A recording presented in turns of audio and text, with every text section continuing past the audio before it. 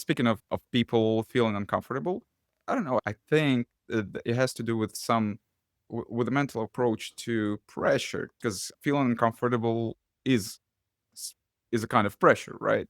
But once you realize that pretty much all pressure is good for you in your life, because you get to overcome it and then learn something and succeed in things you weren't even expecting yourself to succeed. I've just achieved another level, achievement unlocked.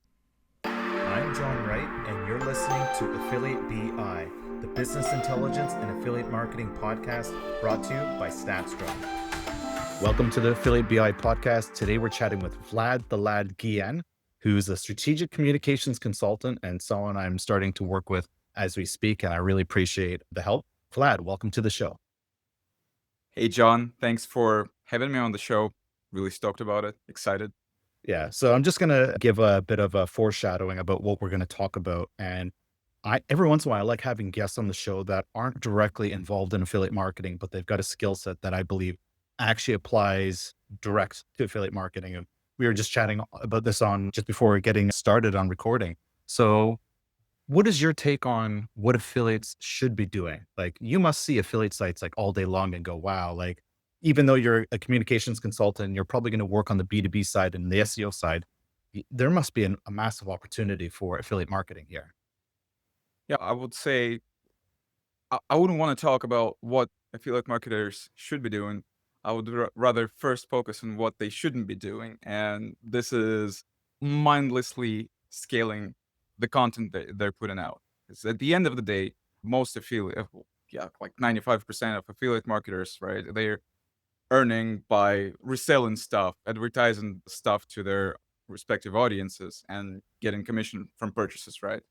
And instead of building like a legitimate brand, they build these, I don't know, just one day websites. Let's call it that way. Yeah. Let's call it that are just like churn and burn. And yeah, they just don't last long enough to establish a brand, a trusted brand, and they end up just doing this mindless keyword stuffing, topical authority thing, which sounds very trendy and something that they think everyone does, but they don't think about whatever they're doing as a brand, and this really doesn't help. Okay. So would you say that topical authority is important, but the way most people are applying it is the wrong way, where it Of needs to course. be topical authority with like quality, basically. It's look, just don't do your spray and pray and okay, here's our 5 pages and we're done. It's build the brand with topical. Absolutely. It has to be 100% mindful. It has to be properly researched, properly written, properly delivered. And yeah, like you mentioned, it's all communication, right? So the way you present yourself, your brand to your respective audience leads to the way the audience will perceive you. And if it's just something that's either way, all over the place, all over the internet, just won't see the value in it. And they will just skip and go to another website, just keep on looking for whatever clicks their mind. Yeah. It's a weird topic because I'm going through this current situation where I've just been talking with a bunch of investors and they're like, they think we are this, but we know Mhm. we actually have way more advanced stuff. And we're like, why did they think that? We already know what the answer is. It's because they go on the website and they're like, according to what the website is, you do this, or we think you do this. And so I think this is probably a common problem that with maybe even affiliate marketers, they think their site is the best or it doesn't need any polish, and then, of course, when you actually ask a few people, it's, what do you think about this? It's almost night and day of what the actual audience is perceiving to be. Absolutely true. Yeah. Absolutely true. Because in my situation, yeah, that was a frustrating realization, but it was one that is, I know I need to fix this. This is really important. So it's like, we have a lot of advanced tools and we went over this last week and it's like, we have advanced tools, but we're not loud enough on the website. We don't articulate the value of what these things do. And once we realized that, we're like, okay, I had my whole summer set. It wasn't just a redesign of the website. It was also a focus and maybe a shift in positioning. So maybe Mhm. I just want to get your straight up take on positioning. Like, how does this apply to, like B2B, SEO, content marketing, and affiliate sites? It's really tightly related, associated with one another, like the way you present yourself and the way you position yourself. For example, I had a client who is a like really nice SEO agency. and they're providing high quality services. They were initially doing it within just their local market, within their country, and they decided to expand. They translated their website to English using ChatGPT or some other LLMs. And I don't know how it all sounded and looked in their native language, but in when they translated it to English, it wasn't just hitting the mark. It was just like looking very generic. It's like you can find hundreds of other SEO agencies doing insane, not just doing, but saying the same thing. So what I did with them was completely reshape this approach and content as is to properly deliver and explain why their clients need them in particular, not why they're great, not why they're good at what they do, but why those people need them in particular. So this positioning is it sounds like it's not a big deal, it's not a big difference, but it actually is because this way you get to show your audience this is what you're missing, this is what you're missing, and it's not about us, it's about you and your needs. So yeah, this is a major thing and that a lot of personal and corporate brands miss out at this point. And would you say that this ties in with, especially on the B2B side, that this is why case studies and testimonials are important? Because what you just said is we're trying to talk not about ourselves, but we're trying to have that user relate. We're going, how do we solve your problems rather than how do we sell you? And obviously, when it comes to solving your problems, like what's a case study? Yeah. Case Yeah, study yeah, is yeah. like an indirect way of selling, but it's actually more focused on the user. Yeah, absolutely. Case studies, speaking of case studies, it's one of the most effective ways to show why your service, not just why, but how your service or product is good in this particular industry, in this particular for this particular need, for this particular problem or issue solving. And if you get to onboard someone from outside your corporate structure, outside of your company and business, to take a look at your stuff, to test it out, and then to do a case study with your stuff. It's like you basically launch the what's the word? Forgot. You just launch this effect of people talking about you. I just forgot the term, but I Yeah, it's guess you like know what I mean. social proof. It's social proof and ah yeah, There's let's another stop one. at social proof. Yeah, there's another one. It just it's swirling somewhere in my head, but I can't catch it. Okay. So It yeah, makes sense. And what about video? One thing I rarely see in affiliate marketing sites is video. And I think maybe we actually are seeing the trend of it. But I think the people that have followed the advice of, there's nothing wrong with the advice, but it's the guys like Matt Diggity and Gil Breton from Authority Hacker and Matt Diggity's collection of sites. They were all basically going, here's your content. Now, those guys obviously use video to sell what they're doing. And they weren't really telling, they were telling some people to go use video to amplify it. But do you just think of video is like the missing link out of everything? And is this going to be like the future of content? it will not be the future of content. It's the reality of content Yeah. today. And if you take not just Matt Diggity, Gail Breton, Authority Hacker, for example, there's this guy, such guy as Julian Goldie, who is all over the place today, who's got, I don't remember how many thousands of subscribers on his YouTube channel. And he uses his videos, and most of them are Loom videos, Yeah. surprisingly. He doesn't even need to spend like a lot of time or money to set a great studio up. He's just recording simple Loom videos explaining stuff, and he uses this as a lead generating tool, and it works. You just have to find this particular segment of not just the audience, but of what makes you special for your audience, why they need to listen to you, why they need to watch your videos, what you can help them with. And this is what he found. And right now, if you go to his YouTube channel, you'll see that each of his videos, like even the simplest ones, they get thousands of views, tens and hundreds thousands of views. Because video is a powerful tool. And Stephen Kana, formerly of White Press and Endorsely, says we're all people are emotional animals, right? And when you see another person talking about something that's important to you, especially business and money wise, you get to associate this person with a particular brand or product or service.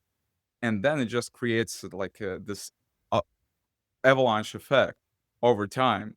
So Yeah, video is absolutely the reality of today's content. And regrettably, not enough people, not enough business owners, not enough affiliates are using this powerful tool.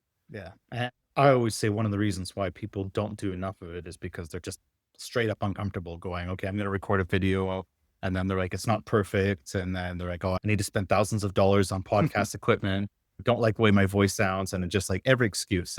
I don't blame people for avoiding it, but I think that's just basically the superpower. You know, if you're willing to be uncomfortable, whether you're an introvert or extrovert, it doesn't really matter. It's like you got to start somewhere. And all those people we look up to, it's yeah, they all have videos from years ago. And yeah, their first Yeah. videos weren't very impressive unless you're Julian Goldie, where you just basically do living videos and are like, just don't need to change anything. They're perfect. Yeah. Yeah, true. And speaking of people feeling uncomfortable, I don't know. I think it has to do with with a mental approach to pressure, because feeling uncomfortable is s- is a kind of pressure, right? But once you realize that pretty much all pressure is good for you in your life, because you get to overcome it and then learn something and succeed in things you weren't even expecting yourself to succeed. I've just achieved another level, achievement unlocked. Yeah, it's in some cases it feels like a video game. For me, I'm probably doing maybe extra than what I need to do, but love what I'm doing. This podcast once a week, and then every Thursday I publish a newsletter. And I just basically, it's not reinventing the wheel. It's just learning from some of the greats that we've talked to. I remember having an interview with Steve Toth, and he said that when he was starting his SEO notebook Mm, newsletter, he said one of his friends or mentors said, you need to make sure this happens every week. Otherwise, it's not going to go anywhere. It's going to die. And eventually you're not going to do it. And I think he's approaching 6 years of doing that newsletter, and the stuff he puts in there. It's insane high quality stuff. Yeah. I've copied a couple things from him. And yeah, I've sent you some of my newsletters to say, okay, I want you to critique them and go, how can I make them better and critique them? And I think when it comes to all this stuff, there's no limit of what you can do. I think all the stuff that we do can always be made better. And I think this is where maybe a lot of people fall apart, is that they're like, oh, I want to do 2 sites. Every time I hear an affiliate go, I want to do 2 sites, I'm like, just stop. I don't want you to have 2 YouTube channels and 2 groups of social media accounts where you're going to do them not well at all. Pick mm. one and do it amazing. Just stay consistent, keep showing up, and just do your thing. Yeah. And let's take a step back where we're talking about eat. And we're saying, like, it seems like Google's kind of doing this thing where they're putting people through the meat grinder going, you need to be quality. So it's all the little details matter. It's not just having a good looking site, but it's having a site that says, okay, it's authority, it's trustworthy, there's a person or a company brand. And you told me that eat was always around. What do you say about eat today? It's same as important as as was previously. It's just that because of the emergence of ChatGPT and other LLMs, other AI tools, people at some point started just massively scaling websites and content, and they just created this just created like this huge, I don't know, let's call it content bubble. So at some point, Google just decided that we gotta put a stop to this because it's just too much, and we need to provide our users with quality things. And speaking of that, what I believe here is that each affiliate marketer, whatever industry they're in, they should perceive their project, whether it's one site, two, five, or 10 sites. Each of these sites they should be perceived as a real business, not just some one day project. Because this is what Google's trying to do, right? Let's say let's say you've invented you decided to, I don't know, create I don't know, super high quality electric car. You will not just neglect just some of the most important things in it. You will take care of every single detail in this car. You will make sure it works properly. You'll make sure it looks stunningly. You'll make sure it feels comfortable. You'll make sure it's marketed properly. Yeah, this is what is happening right now. And I'm not saying that Google just cares about the audiences and they want to create this healthy ecosystem. Of course, the first thing the corporation cares about is their pockets, okay? But this is what's happening right now in this entire ecosystem. And whether you want or do not want to, you still need to adapt to this situation to survive and to thrive eventually. And let's pivot to an obvious SEO topic, which is digital PR. And I've been fascinated with digital PR for a long time. I've seen people grow affiliate sites using it, but doing it in a cheap way. So you go to PR.com and you just buy an article and you create it, you get a link and it works. And in some cases, some of those pages have actually ranked really well. But I do personally think that there's been a bigger shift in quality. You look at a guy like Ferry Cazzone with search Yeah. intelligence, he's just like, in a couple of years, that whole company just blew up like Mhm. insanely. And anyone that I know is doing digital PR, even if it's on like a scale, they're doing well. And then of course you've got your weight presses, your press whips. Like, these companies are just printing money. So what do you think about people in not just doing digital PR, but also taking that same quality mentality and going, okay, rather than do 10 watered down digital PRs, let's try to do like one, knock it out of the park. Yeah, absolutely. This is the way to go. This is we get back to the same quality topic and social proof as well, because when you, I don't know, when you post or buy or do a digital PR article, let's say, right, material, you get to be public. Your brand, your name gets to be published and shown to audiences on a very trusted resource, on a very highly trusted website or online newspaper. So, yeah, this is definitely a way to go because it's still this part of the same thing: quality, social proof, and yeah, trust eventually. No, I agree. So I wrote down a personal note because we're doing a little bit of work together. And it's like I did a couple articles that I wrote myself and I published some of them in Times of Malta magazine or Mm, Times of Malta website. And one of them actually did pretty well. So it was focused on SEO and iGaming. And then, of course, what I did was in some cases, people learned about this after the fact. I basically said, who are people that I trust? Like, I don't do SEO consulting, but who would I trust? And then I talked about the problems about trust in SEO and, why people have this disdain for trying to hire an SEO because they're worried. There's a bunch of scammers out there. So you get one scammer and it ruins your appetite for wanting to do work with a consultant. So I just did a whole name drop of people I trusted, and those people really appreciated it. I felt the value I got out of that. Yes, we did get a link going back to Stats Drone, but I felt it was just me trying to be helpful. And I think that was probably a positive brand. And I think there might be more people doing more of these things. You see this in social media. It's like you name drop someone, it's James Dooley's got a book. It's very easy to take a picture of the book and he appreciates it. But it's yeah. another thing to actually do an article where you're talking about just dropping good value and not being just another article. Mhm. Yeah, absolutely, absolutely. You just so this is the value, the type of value I'm talking about in content, and the article is content either way.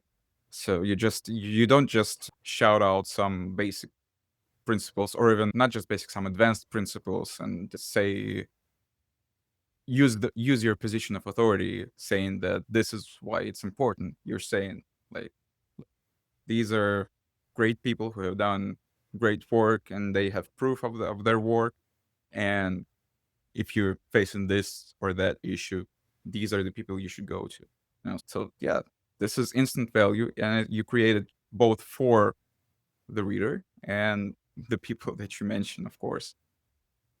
It's got my mental list of sites in my head that I know need some major work, and I won't call them out yet because that might make me a couple of enemies in the process of you never know if and when someone's going to be listening to this. But yeah, there's some affiliate sites that are just owned by big companies and some of them are public and you're just going, what is going on here? Like, why is everyone happy with this as a product and as like expectation that this is the new level of affiliate marketing? There's certain sites I look at, I'm like, I already can, without even checking Ahrefs, I already know the site's tanking, but I know it's going to keep going to a point where it's going to be basically on par with being eliminated. And I look at the Mm, sites that are actually doing well and all the things you mentioned earlier, they kind of do a lot better of. They care for each click. They treat it like you're on this page, so we're going to give you this. We're not just going to give you not even the wall of content. It's just we're not going to be like, we're not here for Google. We're here because you came here, whether it's paid media or Google or something else. And we're going to roll out the red carpet. And if you're going to give us your email,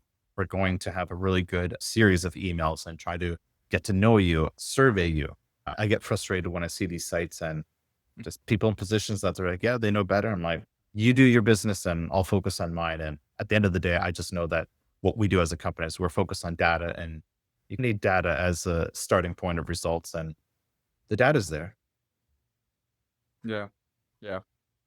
So do you use any tools like Hotjar and all that when you're analyzing a site, or do you just basically say, you know what, I don't even need those tools. I can see what's wrong just by freestyling it. Yeah. Yeah. Basically, yes. Yeah. And I'm doing, first of all, I'm doing the overall overview of if I'm dealing with a website in particular. Let's say, first of all, I'm doing the overview, like how well does the copy read? Does it before that, and before that, before even doing that, I spend some time talking to the founder, owner, the CEO of the company that's in charge of this whole thing of the brand, let's say, just to get a better understanding of what they want it to be like, the brand, like what they want it to represent, Yeah. what they want to achieve with it. I also, if possible, I also take time to talk to several other team members just to get a feel of their corporate culture. And based on these things, I then analyze, do the overview of the website. Then I go to competitor analysis, just looking at what the best of the best in this particular niche industry do, just to point out like what's, let's say, what's wrong with the copy, with positioning, with Yeah. branding, not just from my point of view, but just like from the market point of view. And then based on these things, I go back to putting it all down to a report Yeah. or analysis or strategy, whatever you want to call it. It's different with different clients. So yeah, I don't use any extra tools for that. Yeah. And even when we were working together, I'm going to ask you now, it's what were some of the things that you think we could do better as a company, given that I showed you around and said, okay, here's our website. Here's what we want people to know about us, which I don't think the website's conveying. Here's our Mhm. newsletters. You obviously know about the podcasts. And so what's our report card? And you can be cruel. I don't know. I probably can't be cruel by nature. But either way, like I said, I told you previously, there's like the overall current version of the website. You've already shared the updated version with me, like the screenshots, the snapshots, and it's a totally different game. I will not touch it right now, Yeah. but considering the current website, yeah, there's the overall design looks and feels clunky. Let's say not intuitive enough Yeah. if we're speaking of user experience, user interface. The copy doesn't really convey the purpose, the value, the vision. It's, yeah, we're an affiliate marketing platform. We're aggregating stuff for you that you can analyze and do this and that. But then, for example, if I was an affiliate per se, I wouldn't really understand why should I use stats drone instead of someone else. Yeah. The pricing reasoning as well, not really clear. That's speaking about the website. Like there's the entire positioning and content delivery, it misses the mark. It doesn't hit the mark with why affiliates should use Stats Drone. And yeah, you have a great YouTube channel. You have a lot of awesome conversations on podcasts, and you got to leverage it. I don't know, maybe put in some budget into ads or other means of promotion on YouTube, not ads in particular, just to generate this subscriber traction. Yeah. Because even if you don't get your target audience, but you get subscribers, when your target audience sees that your channel has, let's say, a couple of tens of thousands subscribers, Yeah. they won't care if it's your target audience or not. They will think this is a trusted channel. I should check it out. These are the main things that I can recall right now Yeah. during No, the conversation. those are amazing. I remember when you wrote that down, I was like, you know what? You're spot on. Like our YouTube channel, I think we might have 400 plus subscribers, which is not bad for organic and just not even trying hard. But Yep. I think you're right. If we want to try to present that we've been around for years, we don't need 2 million, but to have like thousands of subscribers would be a big deal. And actually, I just wrote another note for our LinkedIn newsletter, the one I do personally. We actually have a pretty good base, but yeah, it would look more powerful. It's not just even more powerful. Like, why not take that base of 2,800 that we have today, and why can't we just accelerate it to be like 5 to 10K?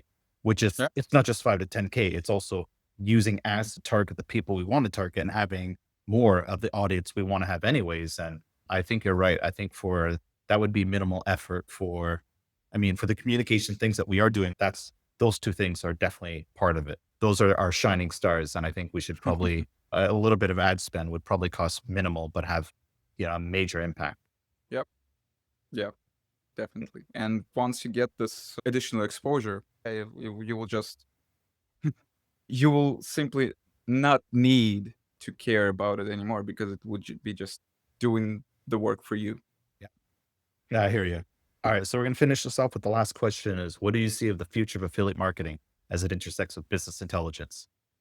Let's say the lazy, in the bad sense, lazy affiliate marketers will gradually just wane off and either give up on doing businesses and sell whatever they have or move to other business ventures.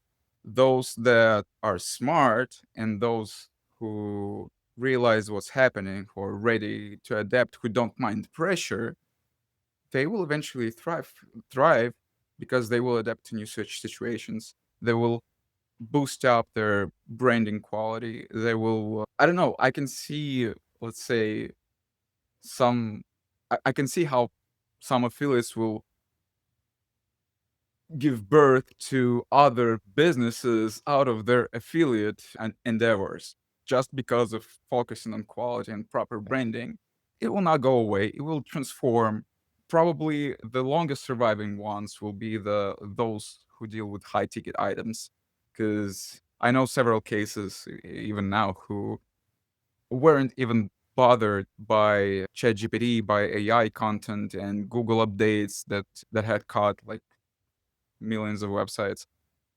They're still out there, they're still making their money, and they don't care about anything because they're focusing on quality because they have to sell these high ticket items. So this is what's going to happen with affiliate marketing, at least to my understanding. Maybe I'm missing out on something. I'm not saying I'm like the highest truth here, You but might be actually on point because you know that Niles Z, he just released his book, What is the Payout Mafia? And his mhm, philosophy was the same. It's like there's less affiliates, but the ones that are there, they're just eating everything up because they're the ones doing the extra effort. They're doing the quality. mhm. It's pretty much everything you just said in this whole recording. Awesome, good to know. Yeah. All right. So, Vlad, thank you so much for doing this. I want to pass it back to you. How can people get a hold of you?